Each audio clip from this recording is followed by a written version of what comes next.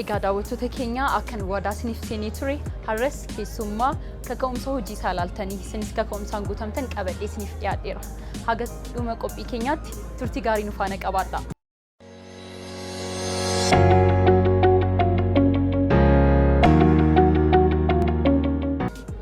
Hayyee baga nagaan nu simattee. Baga nagaan nu eegdanii. Hayyee galatoomii mee tasfaa hordoftoonni koo si beekuu gatii hin dandeenyeef warreen kaan immoo si beekuu gatii danda'aniif of beeksistee tu jalqabne. Hayyee baay'ee galatoomaa jechuun barbaada. Itaanuudhaan immoo maqaan koo Tasfaa Margan jedhama. Hundeessaa Tasfaa Koofii Tireediidha. Hojii buna keessatti bobba'eetee hojjechaa jira jechuudha. Hayyee Tasfaan eessatti dhalatee yeroo ijoollummaa akkamii qabaachaa ture? Sanarratti immoo sadarkaa barnootaa sadarkaa olaanaas eessatti fudhattee haala kamiitiin dabarsite? Bakki dhalootaa koo Finfinneedha. Guddinni koo immoo Wallagga. Wallagga Naqamtee. Iddoon isaa immoo Buna Warqii jedhama. Achumatti immoo guddadhe jechuudha. Kan baradhes immoo sadarkaa tokkoffaa maskara mul'atte jechuudha. Achuma sadarkaa lammaffaa gaafa ta'u gara Addis Ababaatti Finfinneetti dhufeetu immoo asumatti baradhe jechuudha. Akkam durii kaastee hojii bunaa kana hojjechuu barbaaddamu yeroo matee geetu hojii bunaa kana yaada keetti si dhufe? Hayyee ani immoo hojii gara buna kana keessatti seenuu duraan dursee qacaramee iddoo baay'eetti hojjedheera. Muuxannoo baay'ee qabadheera jechuudha. Erga eebbifamee booddee kan itti eebbifameedhaan hojii kan itti eebbifameedhaan maanajimentiin ani eebbifamee isumaan immoo kan itti eebbifameen hojjedheera jechuudha. Iddoo adda addaa kaampaanii adda addaa kaampaanii gurguddaa adda addaa hojjedheetiin isumaan muuxannoo achirra fudhadheeti gara hojii dhuunfaa kootti jechuudha. Durii kaastee barbaadda turte jechuudha hojii kana hojjechuuf. Akkam Tasfaa Koofiin yoom hundaa'e akkamitti jalqabe? Yeroo jalqabdu chaalenjiin si mudatee hin jiru ture?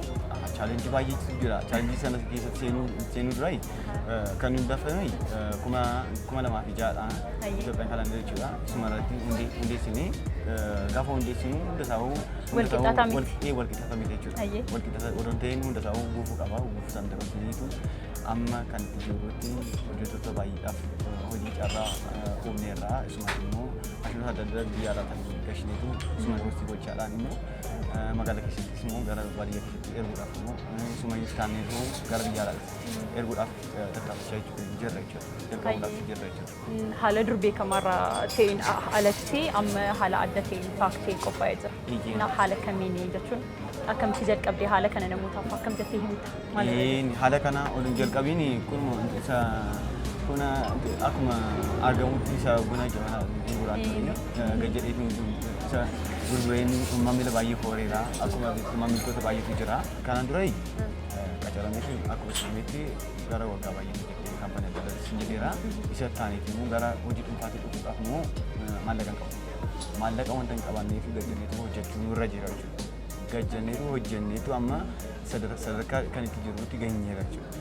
Amma galata waaqaa wanta baay'ee kan jira. Akkas akkas hin jirtu. Akkamidha Tasfaa Koofiin carraa hojii namoota hedduutiif humtee jirtaan namoota meeqa of jalatti qacartee jirta? Ammadhaaf permanently nama 10 humneerraa temporariis jiru kan hojjetan jechuudhaan gara warra hojjetanii maashinii irratti warra roostii godhanis warra funaananis warra maaloo godhanis isaanis immoo carraa humneerra jechuudha jiru. Amma kan gara biyya alaatti erguudhaaf immoo qopheessine waan hundayyuu qopheessineetu jira.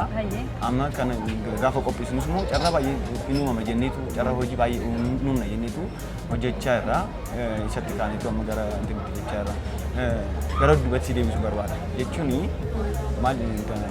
maal barbaade sitti mutu gufuu adda addaatu jira jechuun hojii kana amma sadarkaa amma kan itti jirutti gara dhufuudhaa fi wanta baay'ee argineera jechuun chaalenjii adda addaatu jira. Chaalenjii hedduutu jira.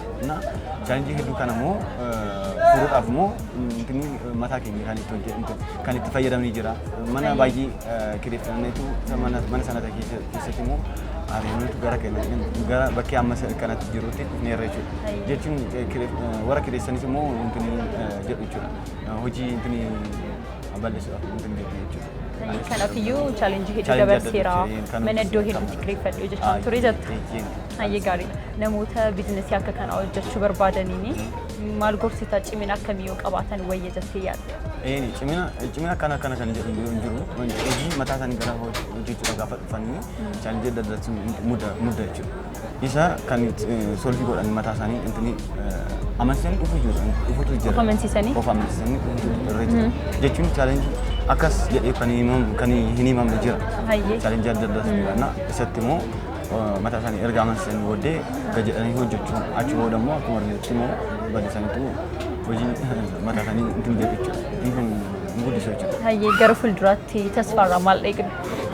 Gara fuulduratti kan eegnu tasfaan babal'ateetu biraandii mataasaa qabateetu Biraandii mataasaa? Intarnaashinaali ta'uudhaaf immoo sammuu galii gochuudhaaf immoo hojjechaa irraa immoo diijitaal maarkeetii irratti immoo wanta baay'ee sooshaal miidiyaa adda addaatti beeksisaa irraa raadiyoo televezyiinii adda addaa irratti immoo beeksisa mataasaa irraa isuma irra kaaneetu biraandii mataa keenya hojjenneeraas immoo kana caalaa immoo hojjechuudhaaf immoo